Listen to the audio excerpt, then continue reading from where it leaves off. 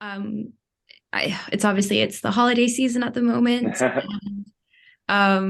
There's a lot of extra shopping and buying and all of that going around. And something so simple as reminding people that secondhand exists is great because people Yeah, can not only save a bit of money, but they're also able to keep products in the loop for a bit longer.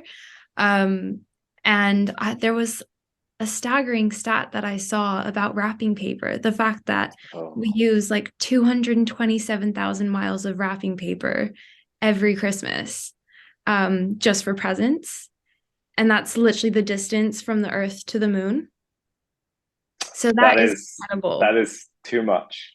No, exactly. And so then being able to provide people with alternatives to using the wrapping paper that you get in stores is also, I think, a little bit of a positive for me. So in my experience, it's being able to give people the opportunity to learn rather than just talking at them.